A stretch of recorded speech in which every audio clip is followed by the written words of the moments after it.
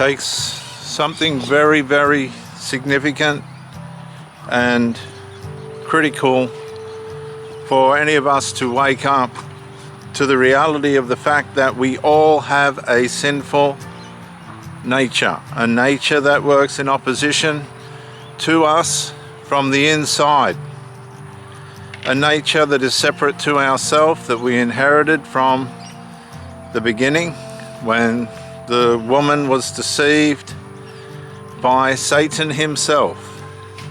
He had a plan. He knew what that plan was. He knew if he could get his nature into God's creation, he could work from the inside out. Very similar to a Trojan horse or a virus in a computer. But this nature, this carnal, sinful, old nature, the old man they called it 2,000 years ago in the sacred ancient writings, this virus is pre-programmed to do evil, to work evil, and the Bible describes it in very clear terms. All the jealousies and all the things that psychology talks about, all the waywardnesses and the compulsions and things and ways in which evil will manifest itself out of us to ruin us, to ruin the people around us through us while they're ruining themselves. We all have the virus of the sinful nature working in us from birth. But as I said at the start of this talk, it takes a very crucial, significant, critical moment in life, some kind of turmoil usually, or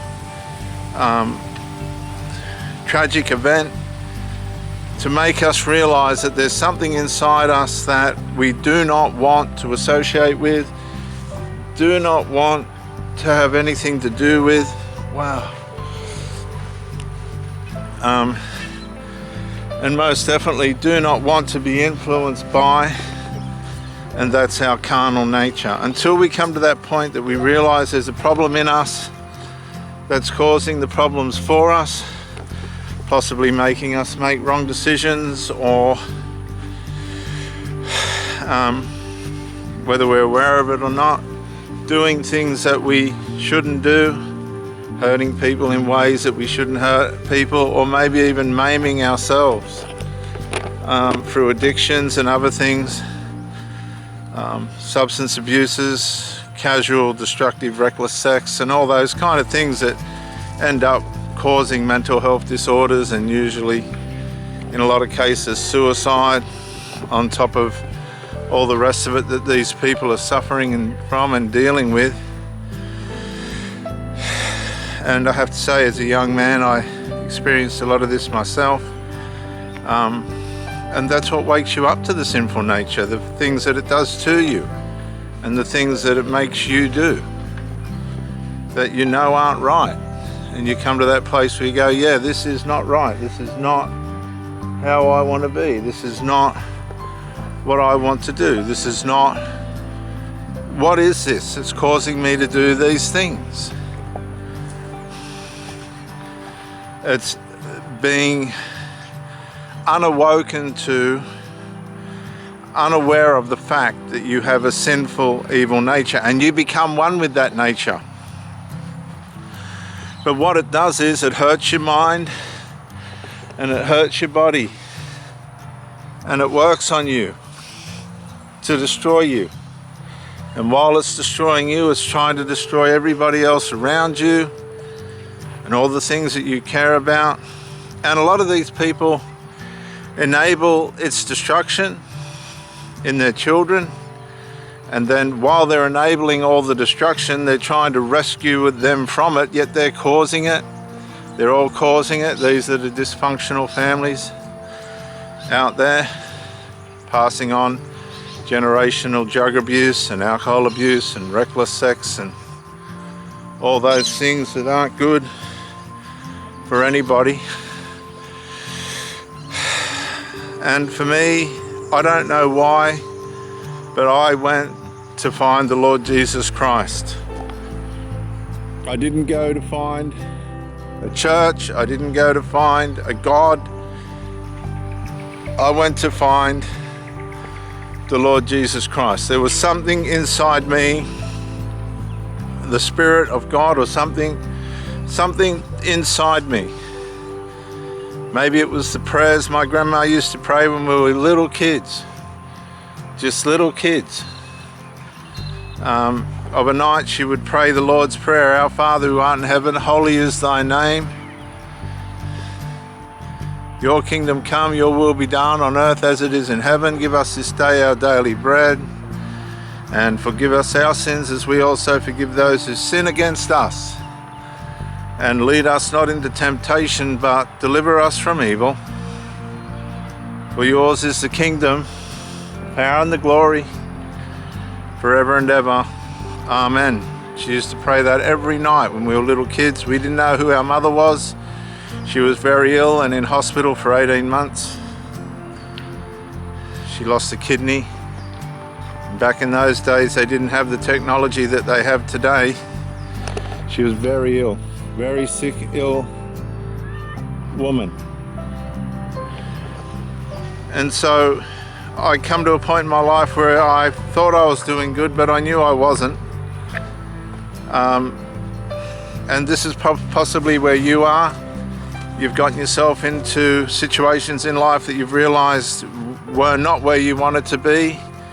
You may have been misled by peer pressure or some other kind of way in which you didn't want to go. And then on top of that, you possibly have gone into a relationship that started well and then carried on its way with the typical narcissistic or covert narcissism patterns of disintegration. I just had a going back now, nearly 12 months. My last relationship was the typical narcissistic disintegration, triangulation through covert emotional incest, carnage, where you know that you're just a means of supply. You're not really going to be needed for a relationship that's going to be substantial or lead to anything, but you are handy at the convenience of the other person and your convenience to them to just share time together and meet needs, and then everyone go back to their normal life, whatever that is. And so these things happen to us, and for many of us, we're not aware of it. By that time in my life, I knew exactly what covert narcissism was. I knew what I was dealing with. I knew what was going to happen.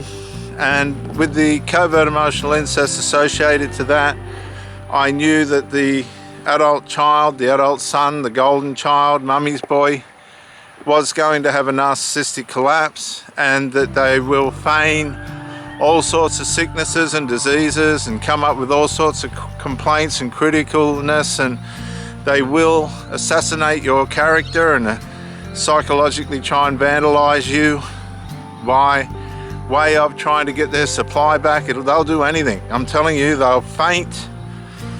They'll pretend heart attacks. They'll come up with stories that they've been to the doctor and they're going to die or something. They're going to come up with stories, well, I'm moving to another state, I'm moving away, to cause trauma on the mother and try and rebuild the bond, to become the primary source of attention again. And you have to realize that these things are real. It's not you. It's these people and the way in which they behave. And when you see enough of this and you go, oh, not this again. I've even had the last woman say, oh God, can't you just give him a break? Or, you know, she knew I was saying to myself, not this again. Don't want to go through this again. And she watched. She never stood up for any of it, not that I saw. And I just, in the end, when too much of a head mess, can't do this anymore, not good for my health. And you need to do the same. And when you do that, let those people go. Don't make a clown of yourself. let them go. Let them get on with their life as well. They'll find what they want. You go and find what you want. Look after your health. Get out in the open, have plenty of hobbies. I'll put videos on where we've been in the ocean, hydrofoiling and all the rest of it. You've got to have your life independent of your partner so that when the arse falls out of it, or if the arse falls out of it, or it collapses, you can recover more quickly. If you've never seen an Australian kookaburra, there's one there. I can't get zoomed in on it, but I'll leave this video now. Sometimes you just have to walk away, leave people alone, get your life back on track and rebuild afresh.